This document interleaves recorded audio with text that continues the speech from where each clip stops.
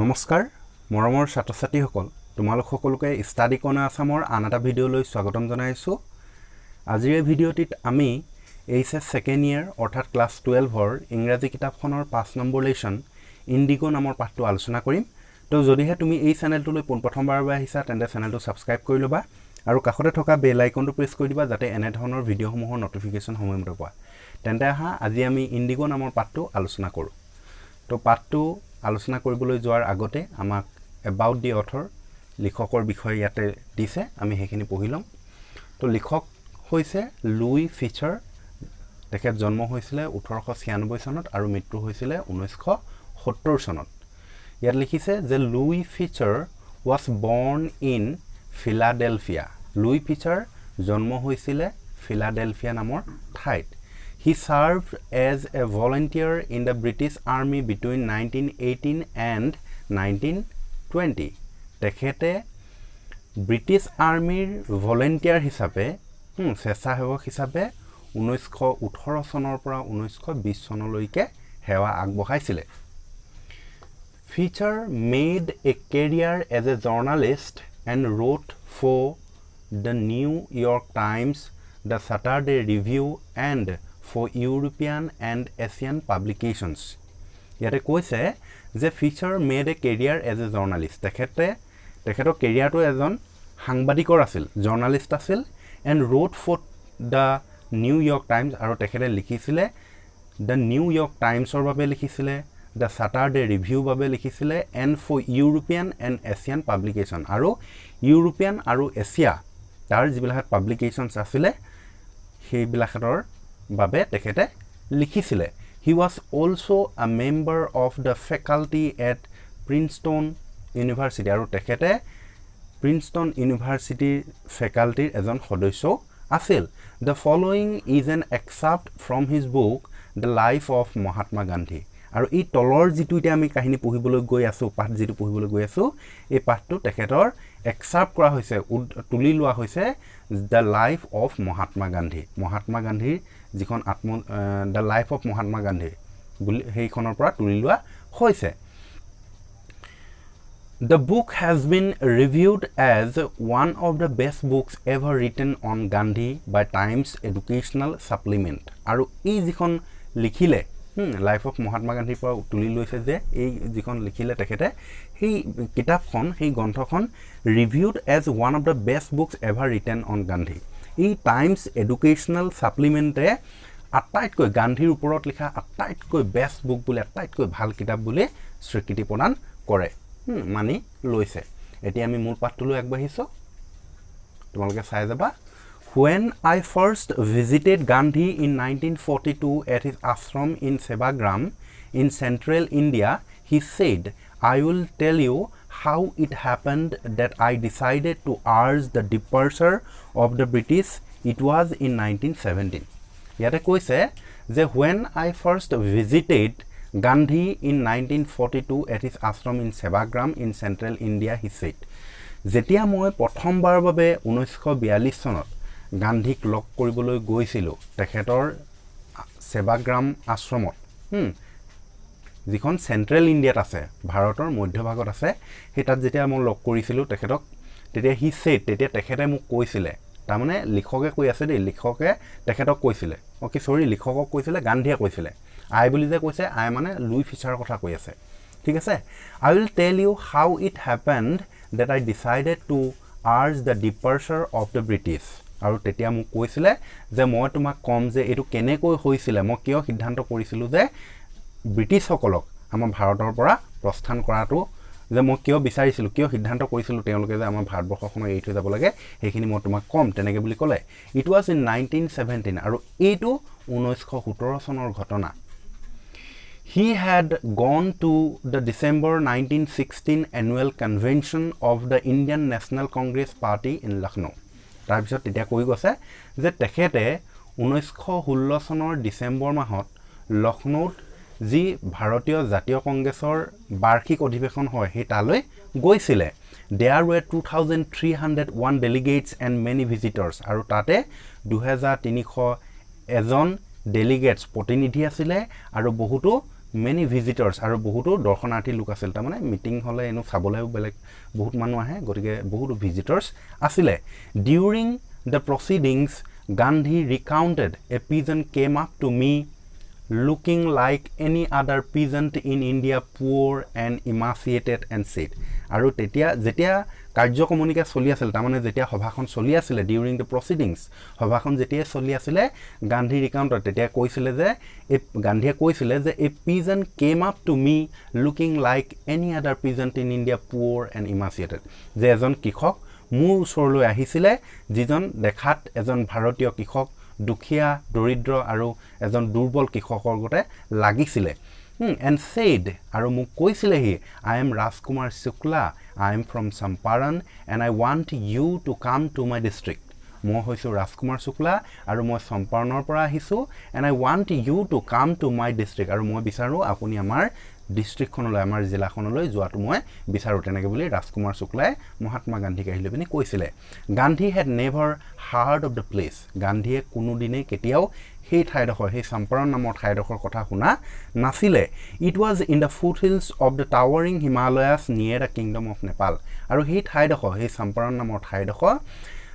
নেপালৰ ৰাজধানীৰ কাষৰ যি হিমালয় পৰ্বত সেই পৰ্বতৰ একেবাৰে ফুটহিলছৰ একেবাৰে তলত তাৰমানে প্ৰাদৰদেশত তাৰমানে একেবাৰে পৰ্বতৰ তলত আছিল আৰু সেই ঠাইডখৰ Champaran নামৰ ঠাইডখৰ Under an ancient arrangement the Champaran peasants were sharecroppers আৰু ইয়াতে কৈছে যে এক প্ৰাচীন ব্যৱস্থা অনুসৰি Champaranৰ যিবিলাক কৃষক আছিল peasants আছিল খেতিয়ক আছিল সেই খেতিয়কসকল sharecroppers আছিল sharecroppers মানে হৈছে আধিয়াৰী কৃষক মানে তোমাৰ এনেকুৱা সেই সময়ত এনেকুৱা আছিল এতিয়া আমি আধি খেতি বুলি ক'লে কি হয় সাপোজ যেনিবা মোৰ এখিনি মাটি আছে তোমাক মই খেতি কৰিবলৈ দিছো তুমি কইলা তাৰ যিমানখিনি ধান পালো আধা মই ললো তুমি আধা ললা তেনেকুৱা কিন্তু সেই সময়ত এনেকুৱা এটা ব্যৱস্থা আছিল যিটো মাটিখিনি তোমাৰে ধইলা সাপোজ তোমাৰে খেতি হেখিনি তোমাৰে মাটি তুমিয়ে খেতি কৰিছা আকৌ তুমি মুক দিব লগিয়া হৈছে কথাটো বুজি পাইছা না বাৰু তো হেতু তাৰমানে আধিয়াৰী তেনেকুৱা আধিয়াৰী আছিল আমি এটা নৰমালি আধি খেতি বুলি ক'লে তোমাৰ ধইলা মু মাটি আছে তুমি মু মাটিখিনিত লৈ তুমি খেতি কৰিছা তাৰ পিছত দুইটা ভাগ লৈছো তেনেকুৱা কিন্তু তেতিয়া দিনত তেনেকুৱা নহয় মাটিখিনি তোমাৰে খেতি কৰিছা তুমি আকৌ মুক দিব লাগিব তেনেকুৱা ধৰণৰ কথাটো বুজি পাইছা না জমিদাৰী প্ৰথা আছিল তাৰমানে তারপর নেক্সট খিনি চাই যাবা Rajkumar Shukla was one of them আৰু সেই sharecropper সকল যি আধিয়াৰী খেতিয়ক আছিল সেই সকলৰ মাজৰ এজন আছিল Rajkumar Shukla আৰু আধিয়াৰী খেতিয়ক মানে কি কথাটো বুজি পালে মই কলো he was illiterate তেখেত অশিক্ষিত আছিল uneducated আছিল but resolute কিন্তু তথাপি কিন্তু তেখেত দৃঢ় প্ৰবৃত্তিৰ ব্যক্তি আছিল দৃঢ় মনৰ ব্যক্তি he had come to the Congress session to complain about the injustice of the landlord system in Bihar and somebody had probably said speak to Gandhi তাৰপিছত কৈছে যে he had come to the Congress session আৰু সেই কংগ্ৰেছৰ যিখন সভা হৈ আছিল বাৰ্ষিক অধিৱেশন সেই অধিৱেশনখনত আহিছিল complain about the injustice of landlord system in Bihar complain কৰিবলৈ কিহৰ ওপৰত যিটো injustice হৈ আছিল বিহাৰৰ যিটো landlord system জমিদাৰী প্ৰথাৰ যিটো অন্যায় হৈ আছিল সেই অন্যায়ৰ বিৰুদ্ধে তেখেতে কমপ্লেইন কৰিবলৈ আহিছিল and somebody had probably said আৰু হয়তো কোনোবাই তেখেতক কৈছিল speak to Gandhi গান্ধীৰ লগত কথা পতা গান্ধী কোৱা মানে এই যিটো ঘটনা জমিদাৰী প্ৰথাৰ যিটো অন্যায় কৰি আছিল সেই কথাখিনি তাৰমানে কোনোবা এজনে হয়তো Rajkumar Shukla গান্ধীৰ লগত তোমালোকে কথা পতা গান্ধী কোৱা এইখিনি তোমালোকক সহায় কৰিব তেনেকৈ বুলি হয়তো কোনোবাই সম্ভৱ কৈছিল সেই কথাখাৰ ইয়াতে উল্লেখ কৰিছে Gandhi told Shukla he had an appointment in Kanpur and was also committed to go to other parts of India তাৰপিছত যেতিয়া তেনেকৈ Rajkumar Shukla গান্ধী কৈছিল তেতিয়া গান্ধীয়ে Shukla কৈছিল যে তেখেতৰ কানপুৰত এপইন্টমেন্ট আছে and was also committed to go to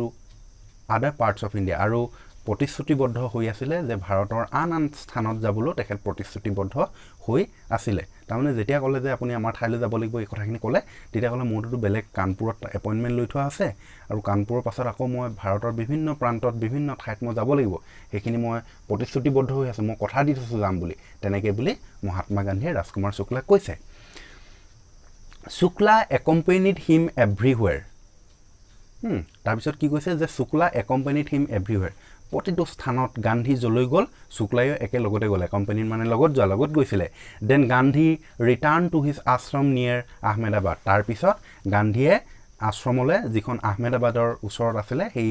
আশ্ৰমখনলৈ ঘূৰি আহিছিলে Shukla followed him to the ashram শুক্লায়ো পিছে তেখেতৰ লগতে আশ্ৰমলৈ আহিছিলে for weeks he never left Gandhi side আৰু কেইসপ্তাহমান ধৰি গান্ধীক এৰি থৈ যোৱা নাছিলে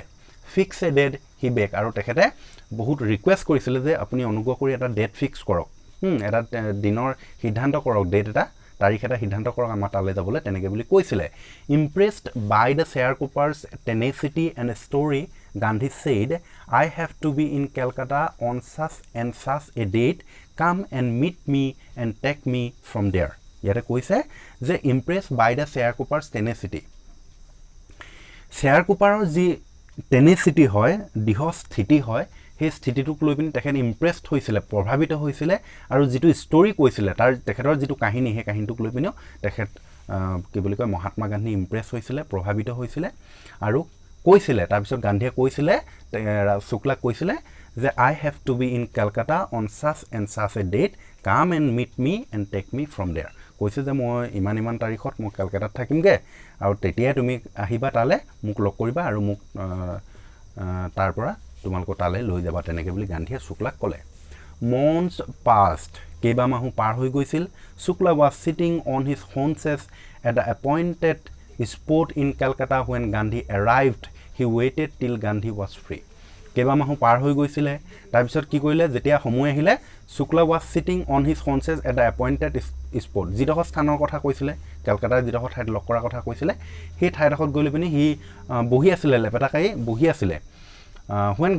গান্ধী অহালৈকে তেখেতে তাতে বহি আছিল he waited till Gandhi was free আৰু গান্ধী যেতিয়ালৈকে ফ্ৰী নহয় কাম কৰি শেষ নহয় তেতিয়ালৈকে তাতে অপেক্ষা কৰি আছিল then the two of them boarded a train for the city of Patna in Bihar তাৰ পিছত তেওঁলোকে এখন ট্ৰেইনত দুয়ো বিহাৰৰ পাটনা নামৰ চহৰখনলৈ গ'ল ট্ৰেইনত there Shukla led him to the house of a lawyer named Rajendra Prasad who later became president of the Congress party and of India তাৰ পিছত কি কৰিলে তাৰ পৰা তেখেতে শুক্লাই মহাত্মা গান্ধীক এজন উকিলৰ ঘৰলৈ যিজনৰ নাম আছিল ৰাজেন্দ্ৰ প্ৰসাদ যিজন পিছলৈ ভাৰতীয় জাতীয় কংগ্ৰেছৰ প্ৰেসিডেন্ট হয় সভাপতি হয় আৰু ভাৰতৰ ৰাষ্ট্ৰপতি হয় পাছলৈ হেইজনৰ ঘৰলৈ লৈ গৈছিল ৰাজেন্দ্ৰ প্ৰসাদ তোমালোকে নিশ্চয় শুনিছা নামটো Rajendra Prasad was out of town Rajendra Prasad টাউনৰ পৰা বাহিৰত আছিল তাৰমানে সেই ঘৰত থকা নাছিল হেইমত but the servants knew Shukla as a poor human who pestered their master to help the Indigo sharecroppers কিন্তু তেখেতৰ ৰাজেন্দ্ৰ প্ৰসাদৰ যিসকল কাম কৰা মানুহ আছিল সেই কাম কৰা মানুহসকলে ভালদৰে তেখেতক চিনি পাইছিল শুক্লাক ভালদৰে চিনি পাইছিল কাৰণ শুক্লা হঘনে আহিলে পিনি তেখেতৰ মাষ্টাৰ তাৰমানে ৰাজকুমাৰ কি বুলি কয় ৰাজেন্দ্ৰ প্ৰসাদৰ ওচৰত আহিলে পিনি এই ইন্ডিগো শ্বেয়াৰকুপাৰ সকলক সহায় কৰিবৰ কাৰণে আধিকাৰী কৃষকসকলক সহায় কৰিবৰ কাৰণে বাৰে আহিলে পিনি পেষ্টাৰ্ট কৰিছিল বাৰে আমনি কৰিছিল so they let him stay on the grounds with his companion Gandhi whom they took to be another prison আৰু হেকানে কি কইলে যে ইটো কমপ্লেইন এনেকুৱা বিলাকত কমপ্লেইন দিবলৈ আহিছে তেনেকৈ বুলি ভাবিলে পিনে কাম কৰা মানুহবিলাকতে ভিতৰলৈ সোমাবন দিলে আৰু মাটিতে বহি থাকিবলৈ দিলে আৰু গান্ধীকো হিহতে সেই ৰাজেন্দ্ৰ প্ৰসাদৰ যিবিলাকত লগোৱা আছিল কাম কৰা মানুহ আছিল সেই কাম কৰা মানুহসকলে গান্ধীকো সেই ইন্ডিগো এজন শ্বেয়াৰকুপাৰ বুলি ভাবিছিল আৰু হেকানে গান্ধীকো তেনেকৈ তাতে থাকিবলৈ দিছিলে but Gandhi was not permitted to draw water from the well lest some drops from his bucket pollute the entire source আনকি কি হৈছিল গান্ধীক তাতে কুৱাৰ পৰা পানী তুলিবলৈও পাৰমিট দিয়া নাছিল কাৰণ তেখেতে যেটো টিঙেৰে পানী তুলিব হে টিংটোৰ পৰা যদি কেনেবাকে পানী অলপ পৰি যায় হে কুৱাটোত তেন্তে হে কুৱাটো পানীখিনি কি বুলি কয় পলিউট হৈ যাব দুখিত হৈ যাব বুলি তেওঁলোকে ভাবিছিলে how did they know that he was not an untouchable আৰু সেই কথাটোনো হিহতে কেনেকৈ গম পাব কেনেকৈ জানিব যে গান্ধী untouchable নহয় অস্পৃশ্য নহয় Gandhi decided to go first to Muzaffarpur which was en route to Champaran Gandhiye prothome Muzaffarpurলৈ যাবলৈ সিদ্ধান্ত লৈছিলে which was en route to Champaran আৰু হেতু সেই মুজাফৰপুৰ নামৰ যিডোখৰ ঠাই আছিলে সেই ঠাইডোখৰ চম্পৰণৰ বাটতে পাই যায় চম্পৰণলৈ যোৱা বাটটোতে সেই মুজাফৰপুৰ নামৰ ঠাইডোখৰ পায় to obtain more complete information about conditions than Shukla was capable of imparting আৰু তেখেতে সেই চম্পৰণে যোৱা বাটত মুজাফৰপুৰত যাবলৈ বিচৰা কাৰণটো হ'ল যে তেখেতে অবটেইন মোৰ কমপ্লিট ইনফৰমেশ্যন যাতে আৰু কিছু তথ্য সম্পূৰ্ণৰূপে তথ্য কিছুমান তেখেতে কালেক্ট কৰিব পাৰে সংগ্ৰহ কৰিব পাৰে about condition than Shukla was capable of imparting এই যিটো সিহঁতৰ যিটো অৱস্থা যিটো অভিযোগ যে কৈছিলে সেই অভিযোগটোৰ যাতে আৰু কিছুমান ইনফৰমেশ্যন কমপ্লিটকৈ পায় যাতে শুক্লাটো এজন অশিক্ষিত ব্যক্তি আছিল গতিকে মহাত্মা গান্ধীয়ে ভাবিছে ই যিমানখিনি তথ্য দিছে গতিকে তাতকৈ বেছি শিক্ষিত মানুহ এজনে বেছিকৈ তথ্য দিব পাৰিব গতিকে সেই বেছি তথ্য আৰু কিছু তথ্য সংগ্ৰহ কৰাৰ উদ্দেশ্যেৰে সেই মুজাফৰপুৰ নামৰ ঠাইডোখৰলৈ গৈছিলে he accordingly sent a telegram to professor JB Kripalani of the arts college in Muzaffarpur আৰু তাৰ সেই অনুসৰি তেখেতে প্ৰফেচাৰ অধ্যাপক JB কৃপালানী যিজন মুজাফৰপুৰৰ যিখন কলা শাখাৰ কলেজ আছিলে সেই কলা শাখাৰ কলেজৰ প্ৰফেচাৰ আছিলে JB কৃপালানী আৰু তেখেতলে এটা টেলিগ্ৰাম পঠাইছিলে whom he had seen at Tagore Santiniketan school আৰু এই JB কৃপালানী তেখেতে টেগৰ শান্তিনিকেতন স্কুলত লগ পাইছিলে তেনেকৈ চিনি পায় তাৰমানে তেনেকৈ চিনাকি হৈছিলে আৰু সেইকাৰণে তেখেতে টেলিগ্ৰাম পঠাই দিলে the train arrive at midnight 15 April 1917 আৰু কি হৈছিলে সেই যিখন ট্ৰেইনত সিহঁত দুয়ো গৈ আছিলে সেই দুয়ো গৈ 1917 চনৰ 15 এপ্ৰিল দিনা মাছনিশা তাত গৈ পিনি পাইছিলেগৈ কৃপালানী ৱাজ ৱেইটিং at the station with a large body of students ইয়াতে কৈছে যে কৃপালানীয়ে বহু ষ্টুডেণ্টক লগত লৈ পিনি বহুতো ছাত্ৰ ছাত্ৰীক লগত লৈ পিনি এই কি বুলি কয় ট্ৰেইন ষ্টেচনত মহাত্মা গান্ধীলৈ অপেক্ষা কৰি আছিলে ৰৈ আছিলে যিহেতু টেলিগ্ৰাম পঠাই দিছে আমি গৈ আছোঁ বুলি গতিকে JB কৃপালানীয়ে কি কৰিলে এই ষ্টুডেণ্টৰ লগত লৈ পিনি ছাত্ৰ ছাত্ৰীক লৈ পিনি মহাত্মা গান্ধীলৈ ৰৈ আছিলেগৈ Gandhi stayed there for 2 days in the home of Professor Malkani, a teacher in a government school আৰু তাতে মুজাফৰপুৰত গান্ধীয়ে দুদিন আছিলে তাতে আৰু তেখেতে প্ৰফেচাৰ মালকানী যিজন এজন গভৰ্ণমেণ্ট স্কুলৰ কি বুলি কয় চৰকাৰী স্কুলৰ এজন টিচাৰ আছিলে আৰু সেই মালকানীৰ ঘৰত তেখেতে দুদিন ধৰি তাতে আছিলে মুজাফৰপুৰত It was an extraordinary thing in those days, Gandhi commented, for a government professor to harbor a man like me. আৰু এজন চৰকাৰী বিদ্যালয়ৰ প্ৰফেচাৰে অধ্যাপকে মোৰ নিচিনা এজন মানুহক তাত ৰখাটো এটা অলপ অসাধাৰণ কাৰ্য আছিলে অসাধাৰণ ঘটনা এইটো এটা কিয় কৈছে চাবা in smaller localities the Indians were afraid to show' sympathy for advocates of home rule কাৰণ কি হৈছে সৰু সৰু অঞ্চলবিলাকত সৰু সৰু গাঁওবোৰত বিশেষকৈ আমাৰ ভাৰতীয় লোকসকলে কি কৰিছিলে সেই সময়ত were afraid to show' sympathy for advocates of home rule এই যে স্বৰাজৰ বিৰুদ্ধে স্বাধীনতাৰ বিৰুদ্ধে যিবিলাকত লোকে তাৰমানে উকালতি কৰিছিলে সেইবিলাকৰ বাবে চিম্পেথি দেখাবলৈ ভয় কৰিছিলে তাৰমানে ধৰি লওক এইটো কাৰণেই ভয় কৰিছিলে ভাৰতীয় সেই সময়ততো ব্ৰিটিছৰ শাসন আছিলে গতিকে কি হৈছিলে কেনেবাকৈ যদি এনেকৈ স্বাধীনতাৰ যিবিলাকত সংগ্ৰামী নেতা সেই সংগ্ৰামী নেতাবিলাকক যদি কেনেবাকৈ যদি কি বুলি কয় চিম্পেথি প্ৰদৰ্শন কৰে সহানুভূতি দেখুৱায় তেন্তে সিহঁতক কেনেবাকৈ আহিলৈ ব্ৰিটিছ চৰকাৰ আহিলৈ তেওঁলোকক শাস্তি দিব বুলি ভাবিলৈ পিনে তাৰমানে ভয় কৰিছিলে আৰু কেতিয়াও কোনোদিনে তেনেকুৱা মানুহক চিম্পেথি দেখুওৱা নাছিলে সেইটো কথাই কৈছে ইয়াতে দেই নেক্সটটো চাবা তাৰপিছত the news of Gandhi's advent and of the nature of his mission spread quickly through Muzaffarpur and to Champaran আৰু এই গান্ধী তালৈ অহাৰ যিটো খবৰ আৰু তেওঁ অহাৰ যিটো অভিযান যি উদ্দেশ্য সেই উদ্দেশ্য গোটেই কথাখিনি খুব সোনকালে অতি শীঘ্ৰে কি হৈ গ'ল মুজাফৰপুৰৰ পৰা চম্পাৰণলৈকে গোটেই ঘটনাটো বিয়পি পৰিলে গোটেই কথাখিনি তাৰমানে ইজনৰ পৰা সিজনৰ কাৰণে গ'ল যে এনেকৈ মানুহ এজন আহিছে এনেকৈ কথা আমাক সহায় কৰিবলৈ আহিছে তো তেনেকৈ ধৰণে গোটেই কথাটো তাৰমানে স্প্ৰেড হৈ গ'ল দেই বিয়পি গ'ল sharecroppers from Champaran began arriving on foot and by conveyance to see their champion আৰু তাৰপিছত কি হ'ল যিবিলাক আধিয়ৰী কৃষক আছিলে চম্পাৰণৰ তেওঁলোকে কিছুমানে খোজকাঢ়ি আৰু কিছুমানে যিকোনো উপায়েৰে আহিলে পিনে তেওঁলোকৰ চেম্পিয়নজনক লগ কৰিবলৈ আহিলে Muzaffarpur lawyers called on Gandhi to brief him the frequently represented peasant groups in court they told him about the case and reported the size of the fees তাৰপিছত কৈছে যে মুজাফৰপুৰত যিবিলাক লয়াৰ আছিলে উকিল আছিলে সেই উকিলবিলাকে কি হ'ল কল অন গান্ধী টু ব্ৰিফ হিম কি বুলি কয় মহাত্মা গান্ধীক ওচৰলৈ আহিছিলে আহি মেলি লৈ পিনে যিবিলাক ঘটনা যিবিলাক চলি আছিলে সেইখিনি কথা তেওঁৰ আগত কৈছিলে they frequently represent peasants group in court আৰু এইটো কথা কৈছিল যে তেওঁলোকে প্ৰায় পিজন গ্ৰুপবিলাকহঁতক খেতিয়কৰ যিবিলাক গ্ৰুপ হয় দল হয় সেই দলবিলাকহঁতক ৰিপ্ৰেজেণ্ট কৰিছিলে কোৰ্টত গৈ পিনি they told him about the case আৰু সিহঁতে তেওঁলোকৰ যিবিলাক কেছ আছিলে সেই কেছবিলাকৰ বিষয়ে কৈছিলে and reported the size of the fee আৰু তেওঁলোকৰ যিবিলাক ফি আছিলে যিবিলাক মাননি আছিলে সেই মাননিৰ বিষয়ে কৈছিলে আৰু Gandhi sided the lawyers from collecting big Phi from the shareholder আৰু গান্ধীয়ে বহুত চাইডেড তোমাৰ